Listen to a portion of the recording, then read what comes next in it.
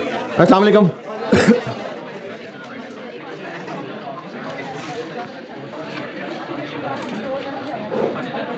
ठीक है, चलो ठीक है, बहुत। अस्सलाम वालेकुम। दुरूद शरीफ पढ़ें।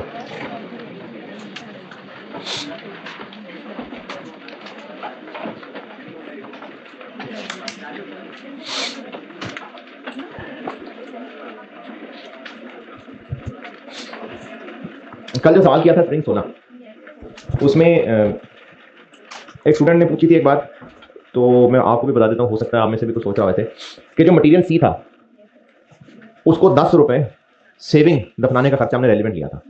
तो सवाल ये था कि अगर ये हमारे पास ना होता तो खरीदना पड़ता, तो उस खरीदने पे भी तो कोई कॉस्ट आती, तो हम वो कॉस्ट क्यों नहीं रेलिवेंट ले रहे हैं? नहीं, लेकिन अगर ना होता तो लेना पड़ता। तो आगे ये जो अगर अगर है ना, ये तो बात बहुत पीछे तक जाएगी थी कि अगर बिजनेस ना होता तो क्या होता, फिर वो बनाना पड़ता, फिर प्लांट लगाना पड़ता। ये जो रेलिवेंट कॉस्ट में चार,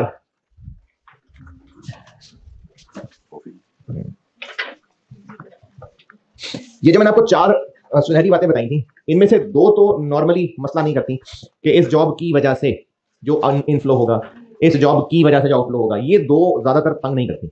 लेकिन जो अगली दो है ना, कि एक इनफ्लो होना था, इस जॉब की वजह से बच जाएगा, एक आउटफ्लो होना था, इस जॉब की वजह से बच जाएगा, ये होता है थोड़ा सा कंफ्यूजिंग।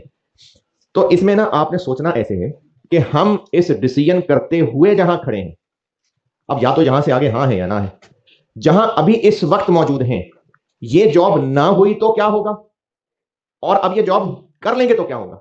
बड़ी मुश्किल बात है।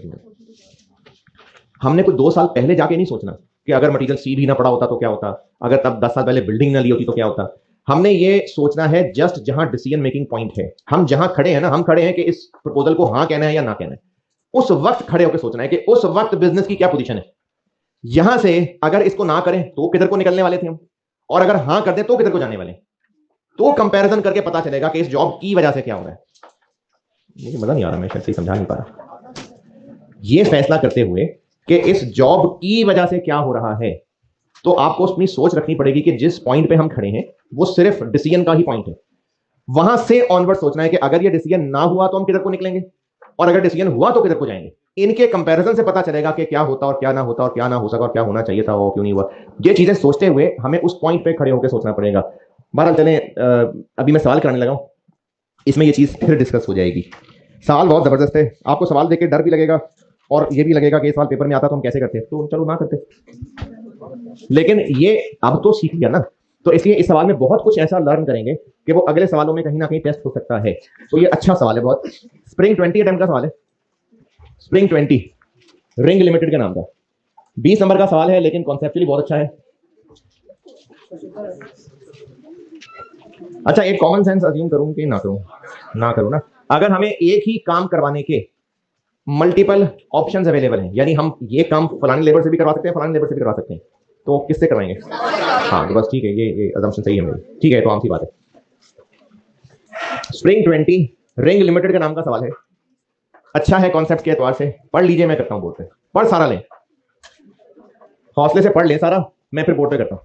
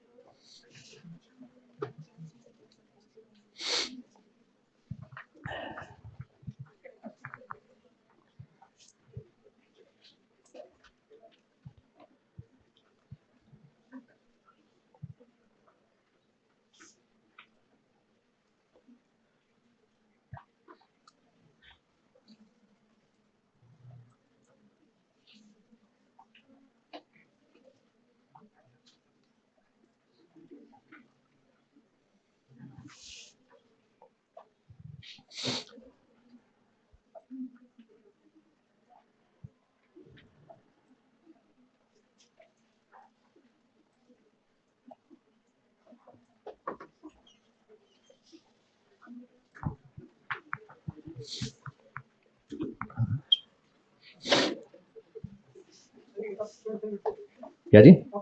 Foreign lump sum advance.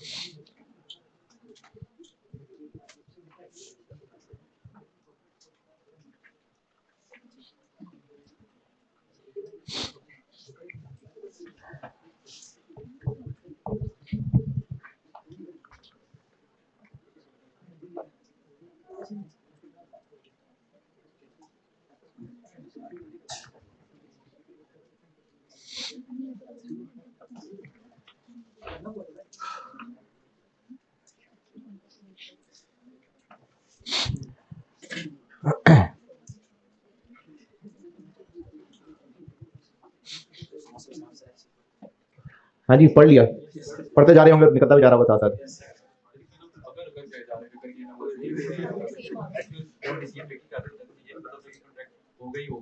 नहीं नहीं, अगर कॉन्ट्रैक्ट हो गई होगा तो फिर डिसीजन किस बात का? डिसीजन में तो सारा अगर अगर ही हम सोचे ही जा रहे हैं कि ये कर लें या ये कर लें। नहीं नहीं नहीं नहीं नहीं नहीं, चलिए मैं समझाता हूँ जी। पढ़ लें तो शुरू करूँ। हम RL हैं, ये तो पता चल गया, और एक GL था जिसने हमें सप्लाई दिखाए और 3500 यूनिट्स का ऑर्डर दिया, और हमने इस खुशी में मटेरियल का ऑर्डर भी दे दिया, लेबर को भी हायर कर लिया, और फिर GL की जिंदगी से वफा ना कर सकी और वो गया। अभी हम बैठे रो ही रहे थे कि SL ने हमसे रब्ता किया और उसने कहा जी कि रिंग ना सही, जिंग ना सही, डी जिंग बेच दो हमें। तो हमें अब हौसला हुआ और हमने फिर अब फॉलोइंग इंफॉर्मेशन इकट्ठी की है। पहले 2 पैराग्राफ की अंग्रेजी में अगर कुछ परेशानी है तो बताएं। तो अब हमने करना क्या है, डी जिंग बेचने हैं और 3500 बेचने हैं, और उसकी प्राइस हमने अभी बतानी है। अभी SL ने हमसे रब्ता किया है, RL has recently been approached, और अब हम कैलकुलेशन करके उसको फिर प्राइस बताएंगे। तो ये स्पेशल ऑर्डर की हो गई प्राइसिंग, और रिक्वायरमेंट में उसने कहा है कि बताएं कम से कम कितनी प्राइस चार्ज करें, कम से कम यानी कॉस्ट। तो कॉस्ट कैलकुलेट कर लेते हैं। और कैसे पता चल रहा है इस टॉपिक का सवाल है? एक तो रिक्वायरमेंट में रेलिवेंट कॉस्ट लिख दिया, और सवाल के डाटा में ये होता ही इसी टॉपिक का ही सवाल। तो अब क्या करें जी, प्लानिंग क्या है, क्या करने लगे? सारी कॉस्ट कैलकुलेट करते हैं। अच्छा, सवाल बड़ा जरूर है, लेकिन इसकी एक बहुत अच्छी बात यह है कि इन्होंने सारी हेडिंग्स अलग अलग दी, तो ये बिल्कुल अच्छा ही है, ये काबिल तारीफ है बात, उसने इतना तो ख्याल किया है। तो ये जो हेडिंग्स दी है ना, इससे अच्छा है कि सवाल ऑर्गेनाइज रहेगा, वरना अगर बहुत बड़ा सवाल होना तो फिर डाटा इधर उधर हो जाता है। तो एक एक करके चलते हैं, सारी कॉस्ट कैलकुलेट करेंगे और फिर एंड पे पर यूनिट कैसे करें, 3500 से फिर डिवाइड कर देंगे। पहले करते हैं मशीनरी सॉल्व। लीज यानी किराया। हमें एक स्पेशलाइज्ड मशीनरी चाहिए 3 महीने के लिए, और उसको हमने किराए पे लेना है, तो उसके लिए फॉलोइंग प्रपोजल है। तो इसमें से कौन सा चुने? जो सस्ता पड़ेगा। अच्छा, सस्ता कंपैरिजन के लिए हमने पर मंथ कंपैरिजन करना है या टोटल? टोटल। टोटल नहीं, बात सिर्फ 3 महीने की नहीं है, बात यह है कि जब भी हमने मल्टीपल ऑप्शन को कंपेयर करना है, टोटल कंपेयर करना है। जैसे अगर हमें एक काम करवाने के लिए एक वर्कर मिल रहा है जो 300 रुपए पर आवर मांग रहा है, एक मिल रहा है जो 200 पर आवर मांग रहा है, तो 300 और 200 को नहीं कंपेयर करना, आवर्स भी तो फर्क हो सकते हैं। तो टोटल कंपैरिजन है, तो हमें इन दोनों ऑप्शन में टोटल कॉस्ट निकालनी पड़ेगी, फिर देख लेंगे कौन सी सस्ती है। पहली ऑप्शन, हम अगर किराए पे लेंगे मशीन, तो हमारी जेब से टोटल किराया कितना जाएगा? 250 पर मंथ है, और कितने अरसे के लिए जॉब? 750। और इसके अलावा हमें अप फ्रंट यानी फौरन सारे के सारे पैसे 5 मिलियन रिफंडेबल सिक्योरिटी डिपॉजिट रखवाना पड़ेगा। रिफंडेबल, ये हमें वापस मिल जाएगा, तो ये तो कॉस्ट ना हुई। लेकिन ये जो अगली लाइन लिखी हुई है कि ये हमें रनिंग फाइनेंस से पैसे लेके रखवाने पड़ेंगे, तो 3 महीने तक ये पैसा उनके पास पड़ा रहेगा, तो इस पे हमें इंटरेस्ट पड़ जाएगा। 5 मिलियन पे 20% इंटू 3/12, टू 50,000। 15,000 का क्या करें? कुछ भी नहीं।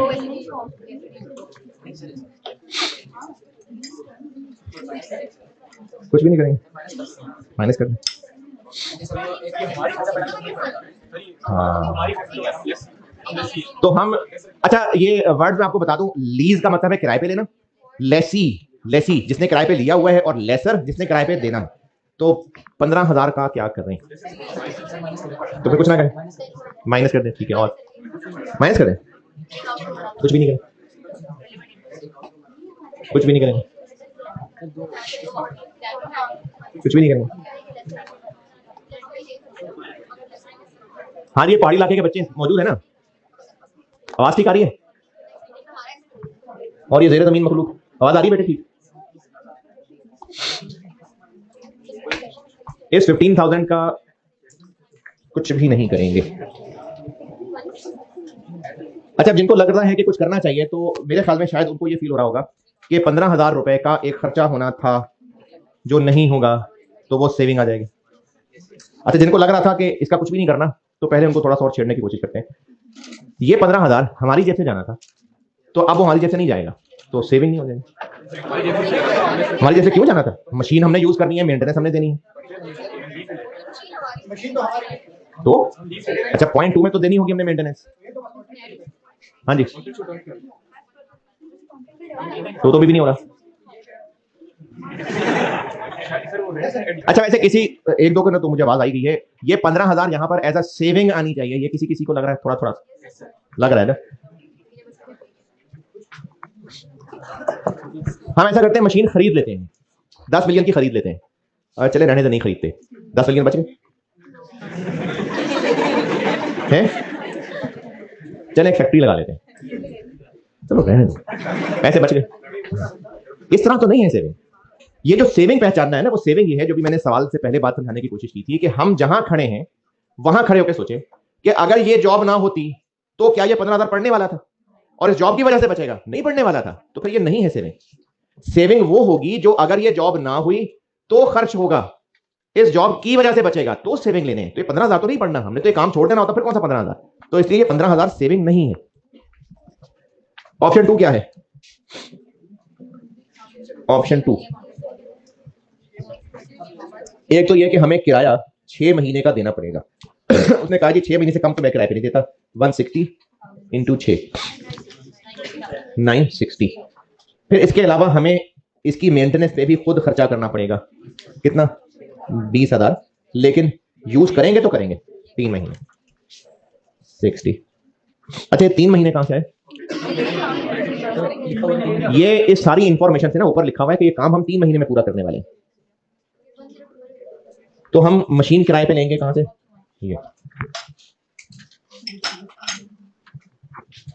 ये लोअर है, ये लेंगे हम, ये चुनेंगे।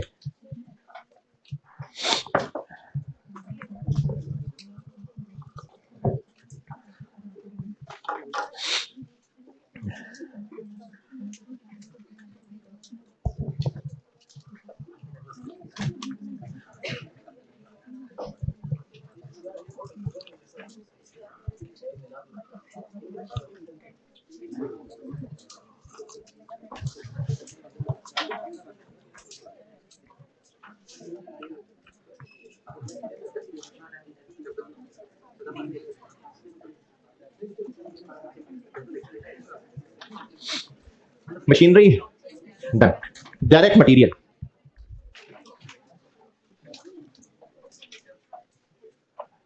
डायरेक्ट मटेरियल भी हैं 3, वो भी अलग अलग हेडिंग हैं, तो चलो अच्छी बात है।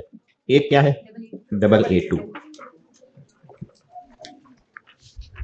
जब भी हम लोग अभी पिछले सालों से कर भी ऐसे रहे हैं कि जब भी हम ये जानना चाह रहे हैं ना कि रेलेवेंट कॉस्ट क्या है, तो सबसे पहले निकालना पड़ता है कि टोटल क्वांटिटी कितनी चाहिए। अभी सारे सालों में ऐसे ही कर रहे थे, तो सबसे पहले तो ये देखते हैं कि टोटल चाहिए कितना। एक डी जिंक के लिए कितने चाहिए? 15, और 3500 के लिए फिर इतने हमें इसके लिए चाहिए। तो 50 तो हमने पहले ही खरीद लिए, तो बाकी कितने चाहिए? 2500 और चाहिए। तो वो जो 2500 और चाहिए वो कितने के लाए मार्केट से? तो जो हमने एडिशनल खरीदना होगा 2500, ये 2500 ऐसे कि 52,500 है तो 50 पहले ही है तो 2500 और कितने का 80।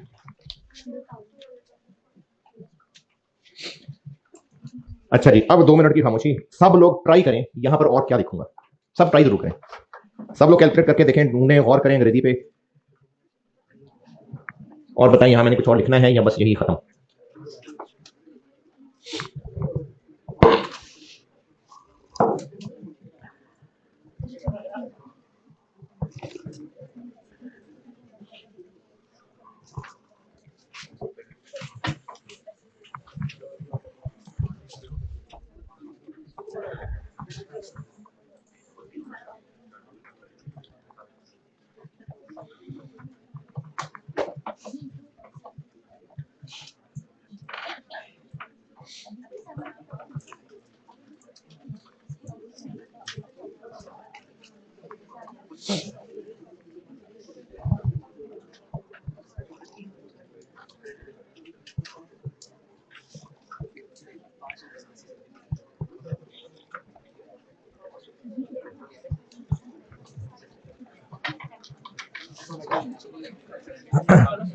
जी बताएं, यहीं पर रोक दूं या ऐड कर दें? कितना माइनस कर दूं? 750 माइनस कर दूं? अच्छा, और बस यानी ये ना करो, ये करो, ऐसे ही ना जी। और कोई? और ये नहीं करेंगे?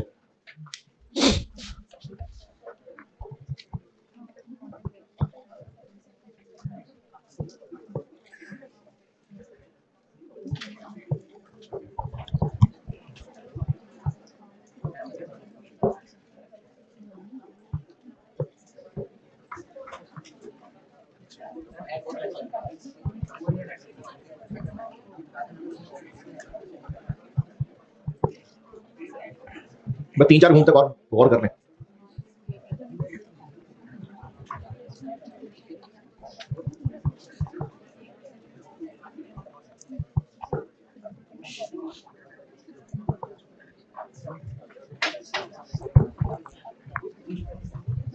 ये सही है, यही जो सामने है ये सही है।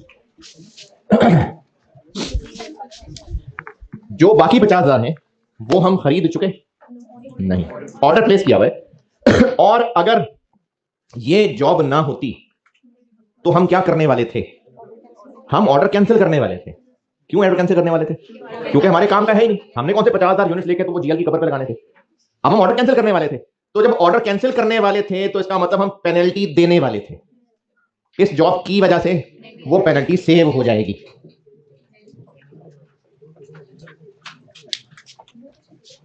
$50,000 यूनिट्स इंटू 75 का 20%, ये हमारी अब बचत हो जाएगी 750,000। ये हमारी सेविंग कॉस्ट है, इसलिए माइनस कर दिया। और हम लोग ऑर्डर कैंसिल करने वाले थे, यानी मटेरियल 50,000 जो मंगवाया था वो नहीं लेते, अब ले लेंगे, तो उसके पैसे अब जाएंगे जेब से। जो एग्जिस्टिंग ऑर्डर है अब हम उसको कहेंगे आन दो। और कितने? 50,000 इंटू 75, 3750। हम इस वक्त जहां खड़े हैं, यानी अगर ये ऑर्डर ना होता तो क्या होने वाला था? हम ये ऑर्डर कैंसिल करके पेनल्टी देकर मामला खत्म करने वाले थे।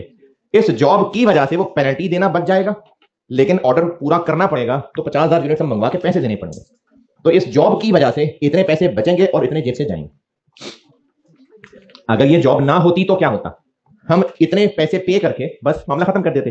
तो अब वो जो पे होने थे वो बचेंगे और ये अब हमें पे करने पड़ेंगे। हाँ, अगर ये ऑर्डर करने के बाद हम तक पहुंच चुका होता तो फिर ये किसी और तरीके से डील होता। वो कल वाले सवाल में करूंगा।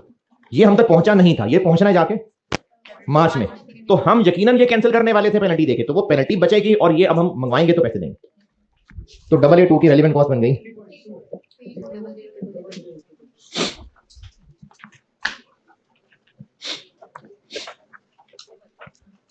हाँ जी, ये बात समझ आ गई।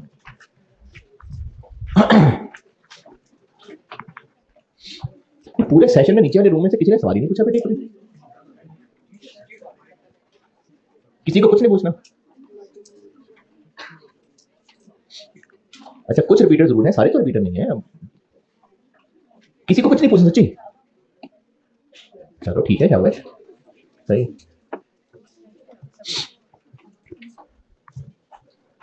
और ये जो पर्दे के पार बैठी हुई है वो, किसी को कुछ नहीं पूछना? ये जितने लोग आगे बैठे होते हैं ये नालायक होते हैं सारे, है ना, यही पूछते हैं और तो बस ही नहीं किसी को। चलो ठीक है, शाबाश।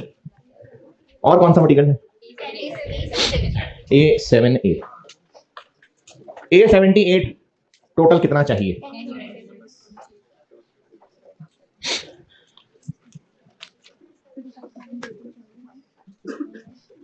तो A हमें चाहिए 35,000। कहां से लाएं? मार्केट से खरीद लेते हैं। और इसके लिए हमारे पास दो ऑप्शन हैं, तो दोनों में से हम देख लेते हैं सस्ती कौन सी है। तो एक ये है कि हम इसको खरीद लेते हैं। अगर खरीद लें तो कितने का मिलेगा? 35,000 इंटू 110, 380000। एक ये ऑप्शन है। और दूसरी ऑप्शन ये है कि हम इसको खुद मैन्युफैक्चर कर लें। अच्छा, अब जब खुद मैन्युफैक्चर करेंगे तो वो तो देखने में नजर आ रहा है कि सस्ता है, लेकिन चूंकि जाया भी होगा तो हमें बनाने ज्यादा पड़ेंगे। हमें चाहिए कितने? 35, लेकिन हमें बनाने पड़ेंगे इतने। ये हमें एंड चाहिए, बनाने पड़ेंगे ज्यादा, और एक को बनाने में 80 रुपए खर्च होगा। 3500। तो ये सस्ता है। तो इस 25 रुपए का कुछ नहीं करना, वो फिक्स्ड OAR है, तो उसका कुछ भी नहीं करना। तो A78 हमें इतने चाहिए, खरीद लेंगे तो इतने के, बनाएंगे तो इतने के, तो ये सस्ता है, तुम ये करेंगे।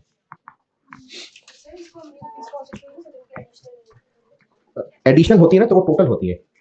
ये तो लिखा हुआ है एब्जॉर्ब, तो ओवरहेड एब्जॉर्प्शन रेट है ये C11।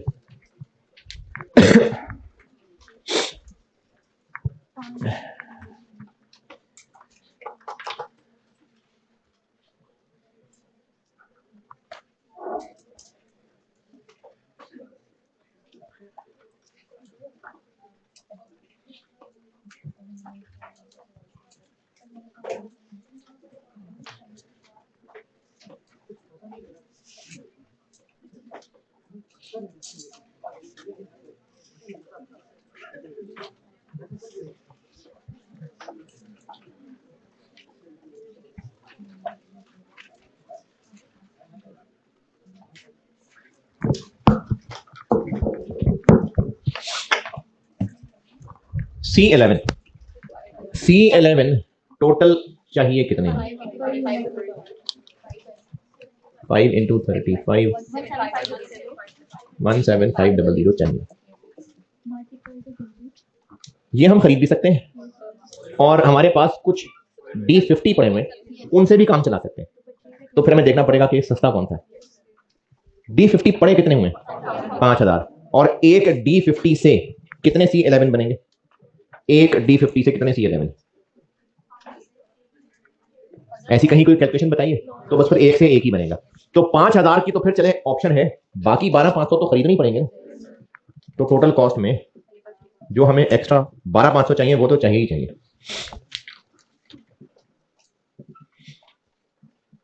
ये 12500 ऐसे कि अगर हम वो 5000 डी जिंक के लिए, क्या हो गया, क्या लिख रहा हूं, क्या लिख रहा हूं, परचेज 17500 चाहिए। 5000 अगर हम D50 से इनको बना भी लें तो फिर भी 12500 तो खरीदने ही पड़ेंगे। वो 20 रुपए का एक मिलेगा, 250,000।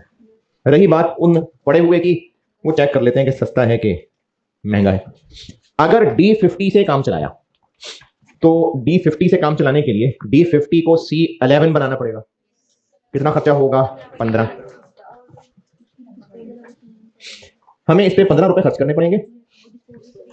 और 5 रुपए का क्या करूं? 5 का तो कुछ भी नहीं करना कि D50 5 का खरीदा था, वो था तो क्या। अगर पड़े हुए D50 से हम C11 बना लें तो 15 खर्च होगा। और अगर ये जॉब ना होती तो D50 का क्या करने वाले थे? 3 रुपए का बेचने वाले थे, वो भी हमें कुर्बान करना पड़ेगा। तो हमें D50 से C11 बना लेना कितना कॉस्ट रहेगा? नहीं समझ रही? हमें एक C11 बनाने के लिए इतने रुपए खर्च करने। अगर ये जॉब ना होती तो उन पड़े हुए D50 का क्या करने वाले थे?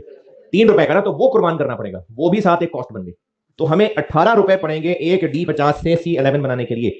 तो हाँ 18 सस्ता है, तो हम 5000 को कन्वर्जन वाले रास्ते से ले आएंगे।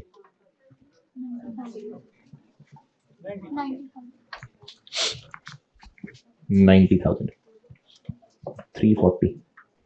मटेरियल की सारी अंग्रेजी एक बार फिर पढ़ लें। ये सारा मटेरियल आपके सामने सॉल्व है।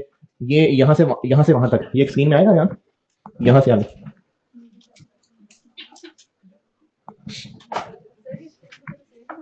सेव कैसे हो रहे हैं? बेच देते तो इतना मिल जाता, इतने रुपए मिलते, 3 मिलते। हम D50 को 3 रुपए का बेच देते तो 3 रुपए कुर्बानी हो गई ना, कॉस्ट हो गई ना। D50 अगर हम ये काम ना करें तो D50 का क्या करेंगे? बेचेंगे। एक 3 रुपए इनफ्लो होना था, इस जॉब की वजह से नहीं होगा, वो एक कॉस्ट है कि इनकम? कॉस्ट है ना। इनफ्लो होना था, अब नहीं हो सकेगा तो कॉस्ट पड़ेगी, और 15 रुपए जेब से और जाएंगे, तो 18 कॉस्ट पड़ जाएगी।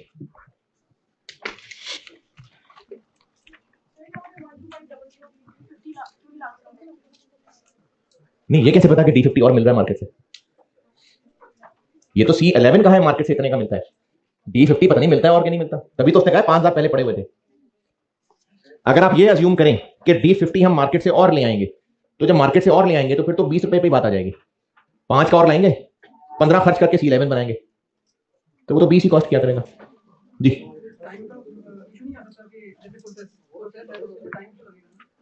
कितना टाइम? हाँ हाँ, देखिए अगर कोई काम करने की मुख्तलिफ ऑप्शन हैं तो इसका मतलब वो सब वर्केबल हैं, तो उनको ऑप्शन कहा हुआ है। अगर इतना टाइम लगना होता कि हम ये रास्ता ले ही ना सकते तो फिर वो ऑप्शन में आ ही क्यों रहा होता? तो सब वर्केबल हैं तभी ऑप्शन है। जाग रहे हैं? खरीदा था। अच्छा, 2 रुपए कैसे निकला? 5 क्या है? तो आपने तो उसको यूज कर लिया, 5 2 निकालने के लिए 5 यूज कर लिया ना, तो एक इररिलेवेंट चीज है।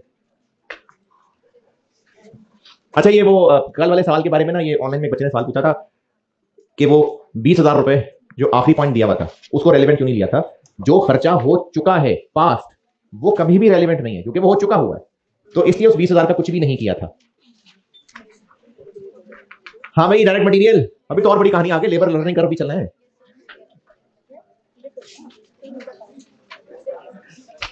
लेबर पे आते हैं।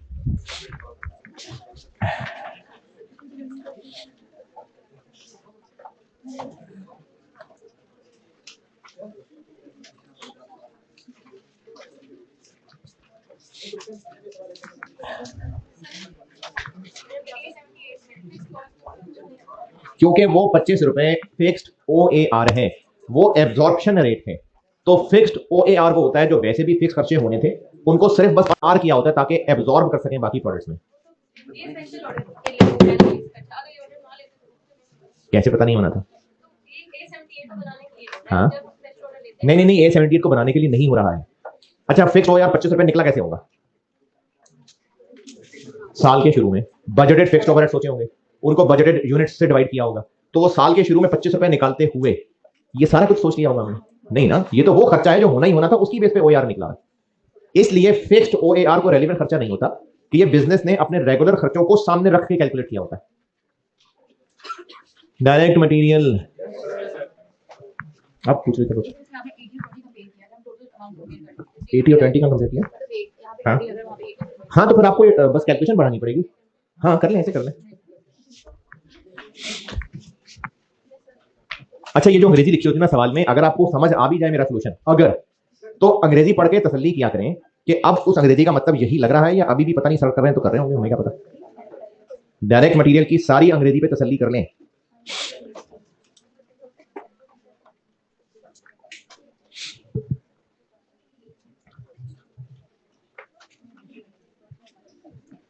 अच्छा, किसी भी मुश्किल सवाल को ना बेटा ये कहकर रिजेक्ट ना किया करें कि ये तो हमसे नहीं होगा, पूरा सवाल reject.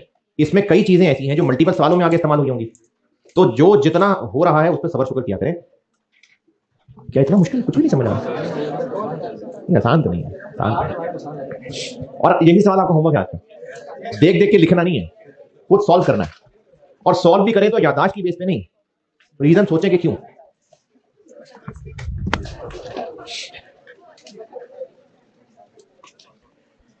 Direct labour,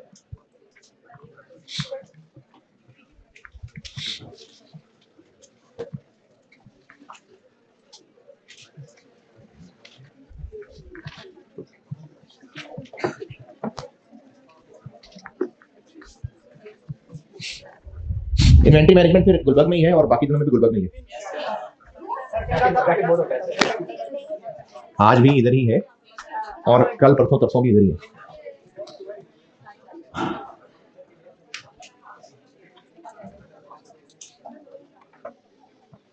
direct labour, direct labour है दो जी।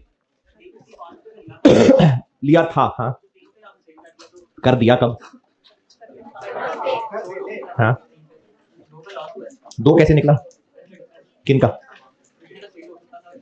तो इसका मतलब 5 इस्तेमाल कर रहे हैं ना, तो वो तो इररिलेवेंट चीज है, उसको क्यों इस्तेमाल कर रहे हैं कैलकुलेशन में? 2 की कैलकुलेशन में आप 3 में से 5 माइनस कर रहे हैं, तो 5 तो एक इररिलेवेंट चीज है, उसको कंसीडर क्यों कर रहे हैं? तो अच्छा बाकी लोग भी सुने भाई, ये चैप्टर पढ़ते हुए अकाउंटिंग नॉलेज नहीं मिक्स करना। अगर अकाउंटिंग नॉलेज मिक्स करेंगे तो फिर ये जो हम कुर्बानी ले रहे होते हैं ये कोई एक्सपेंस थोड़ी होता है। हम अगर कोई इनकम, फाइनेंशियल अकाउंटिंग में एक एसेट किराए पे दिया हुआ था, रेंट इनकम आ गई, किराए पे ना दे सके तो रेंट एक्सपेंस आ गया है। फाइनेंशियल अकाउंटिंग में ये चीजें नहीं करते हैं ना, तो ये जो हम डिसीजन मेकिंग कर रहे हैं इसके अंदर जो हम फिगर्स यूज कर रहे होते हैं वो फाइनेंशियल अकाउंटिंग वाली नहीं है। तो इसलिए फाइनेंशियल अकाउंटिंग P&L ये अभी रखें साइड पे। इसीलिए इस चैप्टर के शुरू में भी ताकीद की थी कि फाइनेंशियल अकाउंटिंग मिक्स करेंगे तो मुश्किल में आएंगे, क्योंकि फाइनेंशियल अकाउंटिंग में तो अपॉर्चुनिटी कॉस्ट कुछ भी नहीं होती। फाइनेंशियल अकाउंटिंग में अपॉर्चुनिटी कॉस्ट की कहीं कोई अकाउंटिंग नहीं है। एक खर्चा होना था बच जाएगा तो उसको हम फाइनेंशियल अकाउंटिंग में इनकम बना लेते हैं, नहीं यहां बनाएंगे, क्योंकि हमने डिसीजन मेकिंग करनी है कि अब से ऑनवर्ड जो होगा उसको सामने रखिए। जो पास्ट में हो चुका वो हमारे डिसीजन के लिए रेलिवेंट नहीं है। और डायरेक्ट मटेरियल में बताएंगे आप उसमें। डायरेक्ट लेबर है 2 तरह के, इनफैक्ट काफी तरह के। स्किल्ड देखते हैं पहले। तो स्किल्ड के लिए पहले तो फिर टोटल आवर्स निकालने पड़ेंगे, और टोटल आवर्स कितने लगेंगे? लर्निंग कर्व लगाना पड़ेगा। डायरेक्ट लेबर का 0.2, ये जो 0.2 है डायरेक्ट लेबर का लर्निंग वाला, ये सिर्फ स्किल्ड लेबर की बात हो रही है या अनस्किल्ड और सेमी स्किल्ड की भी हो रही है?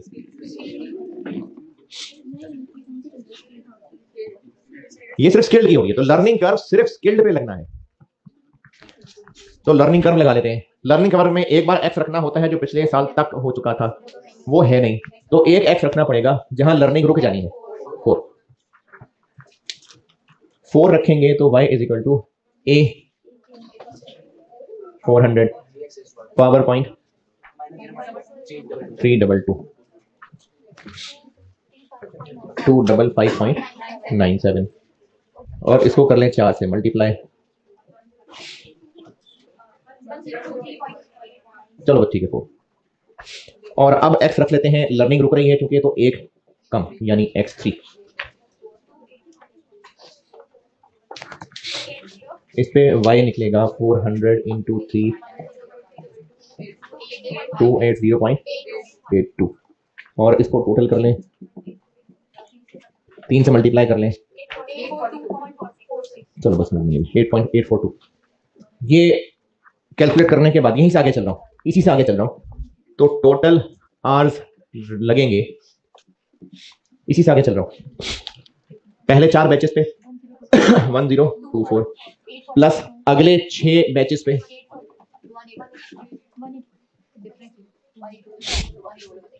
4th बैच का टाइम इंटू 6। इतने स्किल्ड आवर्स चाहिए।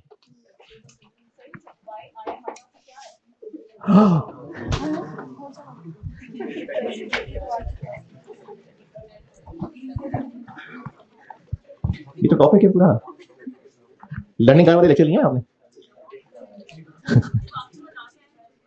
बाकी कैसे समझ आ गया? ये तो लर्निंग कर्व टॉपिक है पूरा। वो टॉपिक लोगे, वो पूरी क्लास लोगे तो पता चलेगा। ये लर्निंग कर्व एक क्लास है पूरी।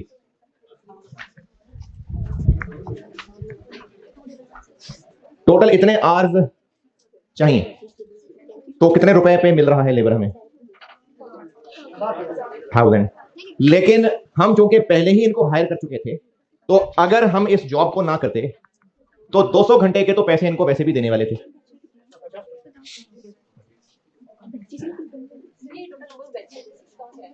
टोटल बैचेस कैसे निकले? 3500 यूनिट्स का ऑर्डर है और एक बैच में 350 यूनिट्स।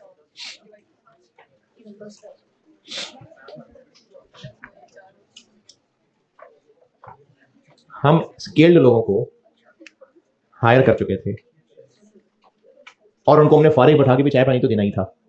कितने घंटे? 200 घंटे। तो वो जो 200 घंटे हैं वो तो ये हमारे पास ऑलरेडी हायर्ड हैं, ये अवेलेबल है हमारे पास क्योंकि इनको हायर कर चुके हुए हैं। बाकी 19 इनके लिए उनको अलग से पैसे देने पड़ेंगे।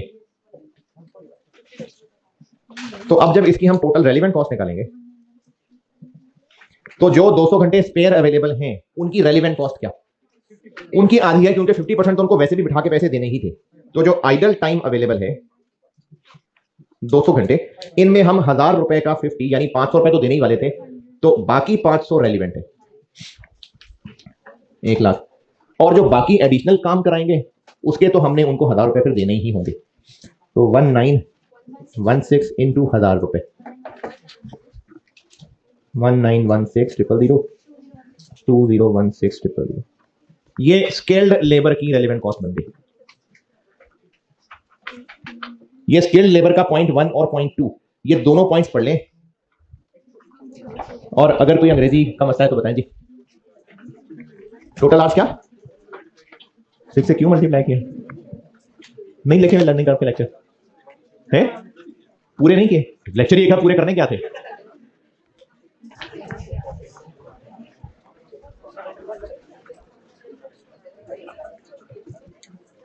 अच्छा, वो जो लर्निंग कर्व की मैंने क्लास पढ़ाई थी ना, वो ऐसे ही बस आपकी लर्निंग के लिए नहीं थी, वो टॉपिक है पूरा और वो डिसीजन मेकिंग में इस्तेमाल होना है। अच्छा, ये वैसे आज क्यों हुआ? ये तो पहले भी सवालों में कर चुका हूं मैं।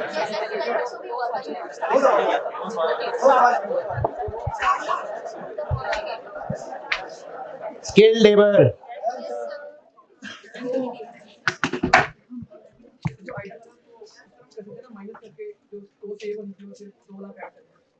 हाँ मतलब आप इस पे पूरा 1000 रुपए लगा दें और इनको फारिग बैठा के जो 500 रुपए देने थे वो उसमें से नेट कर लें, ठीक है। Skilled, okay. सेमी स्किल्ड, अच्छा सेमी स्किल्ड चाहिए या अनस्किल्ड चाहिए या दोनों चाहिए? सेमी स्किल्ड भी और अनस्किल्ड भी नहीं चाहिए, सेमी स्किल्ड अल्टरनेट अनस्किल्ड है, ये सेमी का अल्टरनेटिव है। यानी ऐसा नहीं है कि स्किल्ड भी चाहिए, सेमी स्किल्ड भी चाहिए और अनस्किल्ड भी चाहिए, सेमी स्किल्ड का अल्टरनेटिव अनस्किल्ड है। तो हम कौन सा यूज करेंगे? जो सस्ता पड़ेगा। कैलकुलेट कर लेते हैं। एक ऑप्शन है, एक ऑप्शन ये है कि हमें ये लोग मिल जाएंगे कितने रुपए पे? टोटल आवर्स इनके चाहिए कितने होंगे?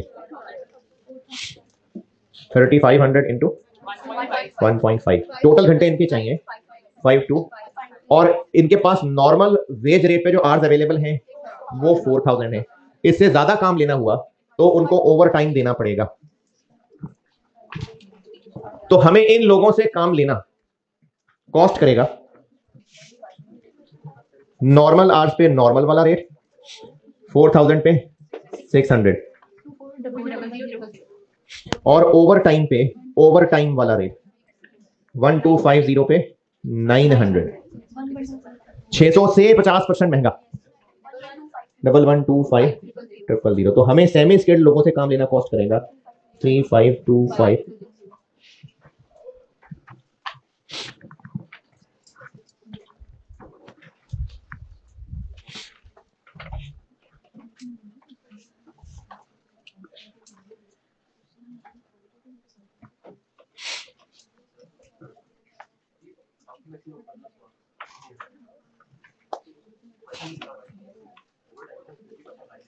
हाँ, तो हमें ओवर टाइम कितने घंटे चाहिए? तो बस 1500 के अंदर अंदर है ना बस। अगर 1500 से ज्यादा चाहिए होते तो ये सवाल ऐसा ना होता, फिर कुछ और भी लिखा होता।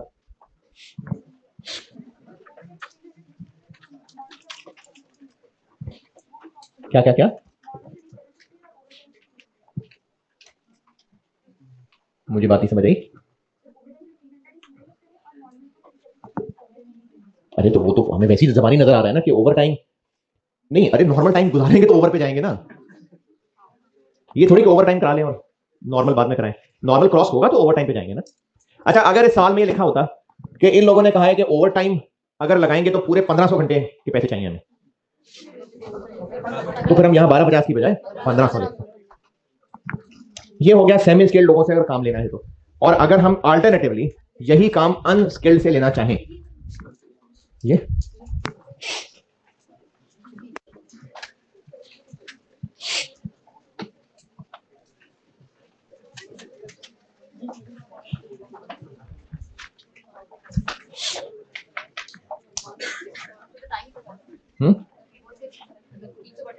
कोई बात नहीं, देखते टोटल देखते हैं ना फिर।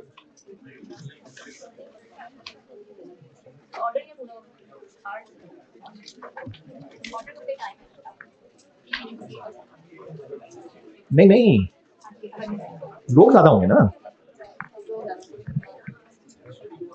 सेमी स्किल्ड वाली ऑप्शन,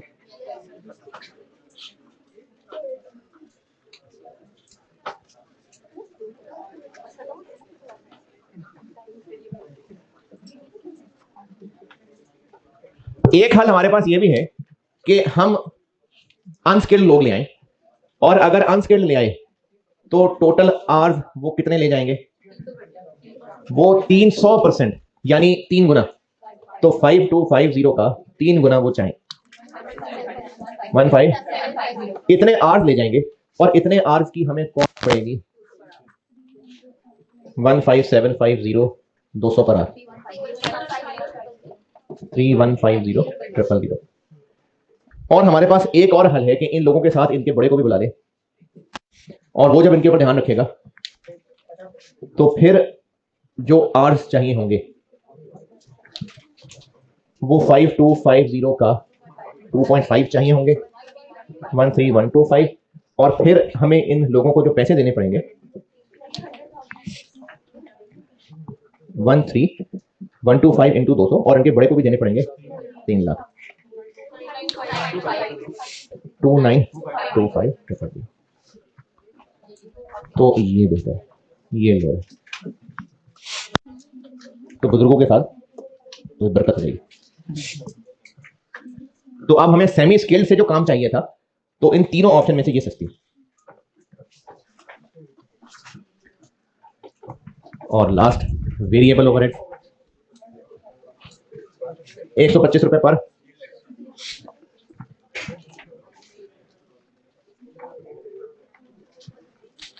हाँ जी 125 रुपए पर स्केल। तो स्केल ये है 2116 264,500।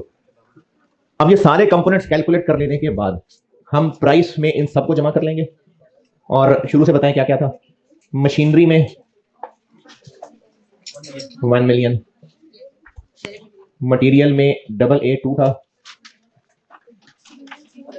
32000000, फिर मटेरियल में A78 था, मटेरियल में C11 था 340, और स्किल्ड लेबर थी 2016, और अनस्किल्ड लेबर है 2925, और वेरिएबल ओवरहेड्स हैं 2645। तो ये बन जाएगी इनका टोटल। और पूछा है मिनिमम प्राइस पर यूनिट, तो इसको 3500 से डिवाइड कर देंगे। बस ये था सवाल।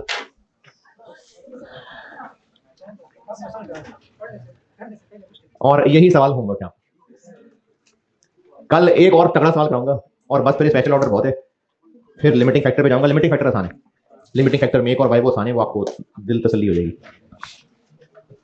चलो ठीक है जी, अल्लाह हाफिज़।